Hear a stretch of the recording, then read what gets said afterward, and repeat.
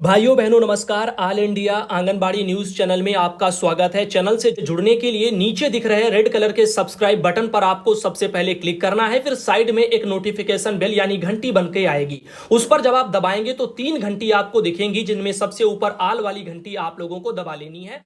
सभी आंगनबाड़ी सेविका सहायिका मिनी बहनों का आज के इस वीडियो में स्वागत है। खास तौर पर जो मिनी कार्यकर्ता बहनें हैं उनके लिए एक बहुत ही जरूरी सा सरकारी आदेश निदेशालय से जारी हुआ है। सबसे पहले आपको ये दिखाते हैं और उसके बाद कुछ और भी खबरें आपको इस वीडियो में देखने को मिलेंगी और कई राज्यों से भी हैं, तो पूरा वीडियो भाइयों बहनों देख करके जाना। बाल विकास सेवा पुष्टाहार उत्तर प्रदेश लखनऊ से 29 दिसंबर को एक ये सरकारी आदेश कल ही जारी हुआ है और समस्त जिला कार्यक्रम अधिकारियों को पूरे उत्तर प्रदेश में हर जिले में ये लेटर भेजा गया है। मिनी आंगनबाड़ी केंद्रों को मुख्य आंगनबाड़ी केंद्र के रूप में अपग्रेड करने के लिए ही ये लेटर दिया गया है। अब आइए इस लेटर के बारे में थोड़ा और विस्तार से जानते हैं।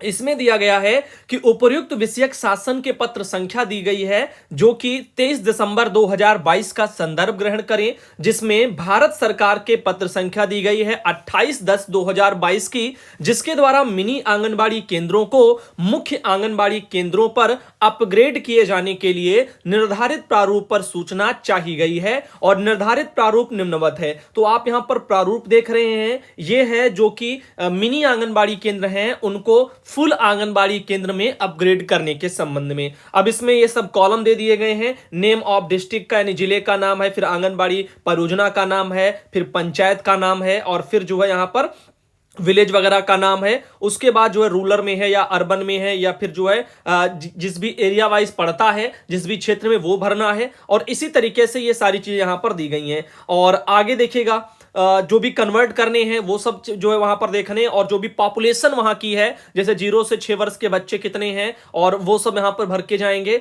और इसी तरीके से यहां पर ये चीजें इसमें दी जा रही हैं। तो फिलहाल के लिए अभी इसमें आगे जो लिखा गया है कि यहां पर उपरोक्त समस्त सूचना को माइक्रोसॉफ्ट एक्सेल में times new Roman font size 12 जो है साइज होगी कैपिटल जो लेटरों की और कैपिटल लेटर होंगे, इसमें भरी जाएगी और कोई भी कॉलम मर्ज नहीं किया जाएगा। वैसे एक बात बता दूं, ये आंगनबाड़ी बहनों को नहीं भरना है, ये वहां पर जो जिलों के अधिकारियों को भरना है और वही सब अपना जो भर के ऊपर देंगे। और इसके संबंधित जो है आगे लिखा गया है कि जनपद के समस्त परियोजना का जो डाटा एक ही सीट पर भरे, तो पूरे पूरे जिले का एक ही सीट पर भर करके जाएगा।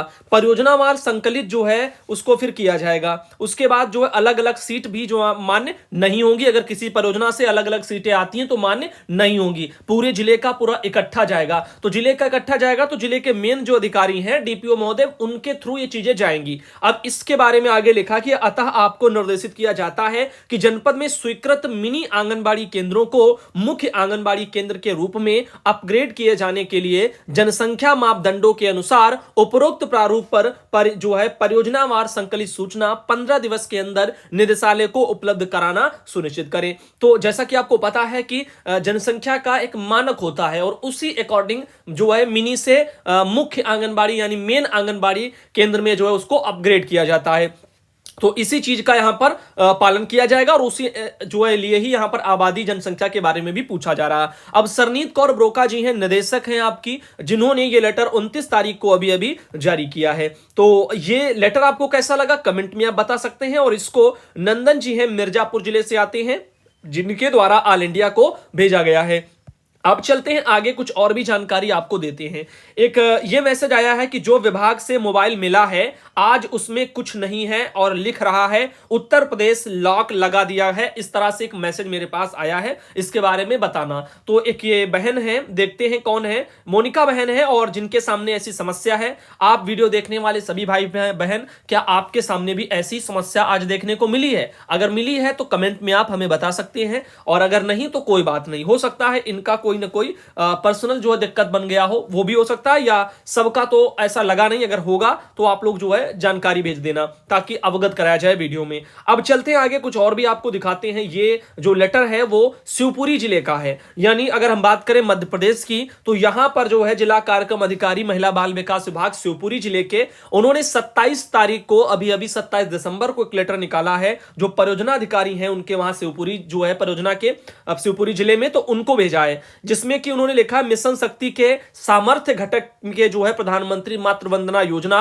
जो 2.0 वाली है, उसी के अंतर्गत जो पात्र हितग्राही हैं यानी लाभार्थी हैं उनका सर्वे करके प्रकरण तैयार कराने के बारे में ही यह लेटर है। अब इस लेटर को और अगर विस्तार से देखें तो बताया जा रहा है कि विषया अंतर्गत संदर्भित पत्रों के माध्यम से भारत सरकार के द्वारा प्रधानमंत्री मातृ वंदना योजना 2.0 के अंतर्गत नवीन परिवर्तित स्वरूप के अनुसार क्रियान्वयन किए जाने की आवश्यक कार्रवाई करने के निर्देश दिए गए हैं। उपरोक्तानुसार आपकी परियोजना के अंतर्गत नवीन परिवर्तित स्वरूप के अनुसार पात्र हितग्राहियों का सर्वे के उपरांत चिन्हांकन करके प्रकरणों की जो सूची है वो तैयार कर ली गई होगी। तो भारत सरकार द्वारा जो है यहां पर PMVY केस जो सॉफ्टवेयर है उस पर जो है यथाशीघ्र नवीन प्रावधान के अनुसार हितग्राहियों के पंजीकरण की जो कार्रवाई है उसको करवाओ, इसके बारे में वो लिखते हैं। तो ये शिवपुरी से एक लेटर मेरे पास पहुंचा है। अब इसी संबंध में अगर हम बात करें पूरे मध्य प्रदेश की, तो संचालनालय महिला बाल विकास विभाग मध्य प्रदेश में भी एक ऐसा पूरा लेटर भी इसी संबंध में जारी हुआ था 23/12/2022 को, यानी 23 दिसंबर को। तो देखिएगा पूरे मध्य प्रदेश के समस्त जिलों के जिला कार्यक्रम अधिकारी को यह लेटर भेजा गया था कि मिशन शक्ति के सामर्थ्य घटक के प्रधानमंत्री मातृ वंदना योजना 2.0 के अंतर्गत जो पात्र हितग्राही हैं इनका सर्वे करके प्रकरण तैयार करने के संबंध में, यानी सेम टू सेम जैसा कि मैंने अभी शिवपुरी के आधार पर आपको बताया, वो एक जिले का है और ये पूरे एमपी का है। तो पूरे एमपी में इस कार्य को करने के लिए बोला गया था। तो ध्यान देना जो वहां के लिए वही ये पूरा है और ये कुछ दिन पहले का है। रामराव भोसले हैं संचालक महिला बाल विकास विभाग मध्य प्रदेश से, तो उनके स्तर से एक निदेशालय से लेटर आया है। जैसे कि आपके यहां जो है आप देखती हैं निदेशक है सरनीत कौर जी बनी और उनके वहां रामराव हैं। इस तरह से चलते हैं आगे और आपको बताते हैं। इस वाली जानकारी को किरण महया ने शिवपुरी जिले से आती जिनके द्वारा भेजा गया।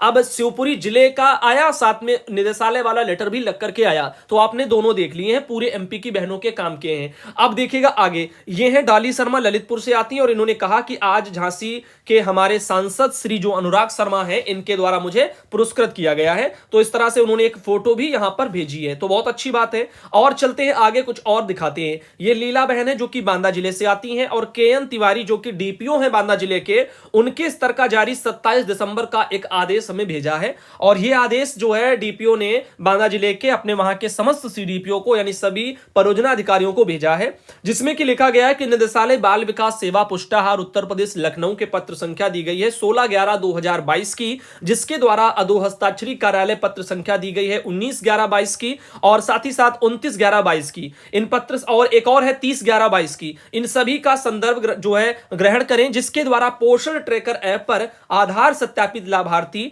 और आपूर्ति डीआई के अनुसार जो लाभार्थी हैं श्रेणीवार परियोजना वार जो है विवरण इस आशय के साथ में प्रेषित है कि भारत सरकार के निर्देशानुसार पोषण ट्रैकर ऐप पर पंजीकृत जो आधार सत्यापित लाभार्थी हैं उनको 100% पोषाहार उपलब्ध कराया जाना है, किंतु परियोजनावार निर्गत डीआई एवं पोषण ट्रैकर पर सत्यापित लाभार्थी इनका मिलान करने पर भिन्नता है, यानी अलग अलग हैं। यानी डीआई में कुछ और है और पोषण ट्रैकर पर फीडिंग कुछ और है। जबकि केंद्र सरकार ने कहा था कि पोषण ट्रैकर के आधार पर ही डीआई जारी होगी, तो अपना सभी जो भी बहनें हैं वो पोषण ट्रैकर पर फीडिंग कर लें और इसी महीने भर करनी है। अगले 3 महीनों का डीआई आने वाला है। तो चतुर्थ मास के लिए मैंने बताया था जनवरी फरवरी मार्च के लिए, अब उसके लिए डीआई पहले आती है। मैंने हमेशा समझाया है, काफी बहनें ध्यान नहीं देती हैं। जैसे कोई लाभार्थी का अगर आप जो है नाम पता अब जो है मान लीजिएगा दर्ज करती हो, अभी कर लोगी तो अगले महीने ही आ जाएगा, क्योंकि डीआई आने वाली है अगले महीने अगले तिमाही के लिए। अब हो जाएगा।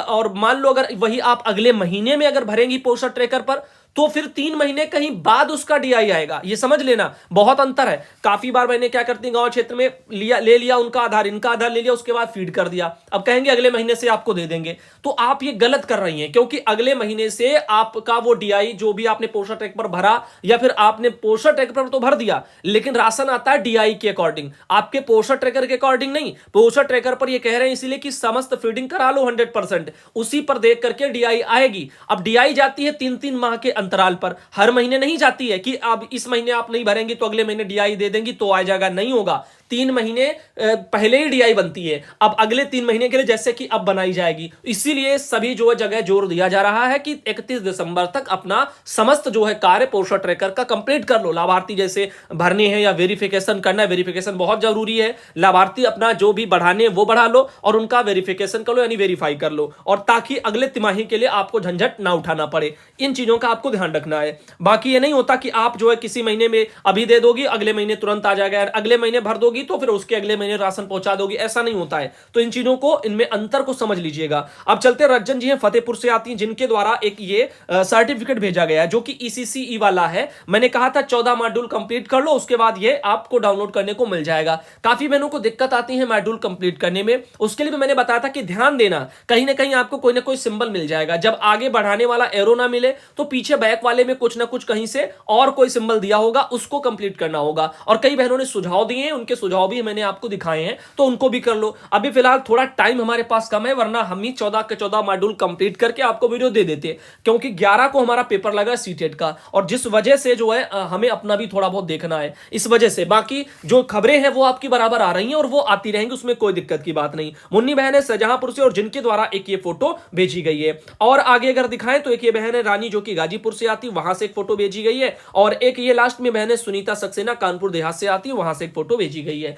तो आज का ये वीडियो यहीं रखते हैं और अगले सुबह के वीडियो में आप सब भाई बहनों को फिर मिलते हैं। धन्यवाद।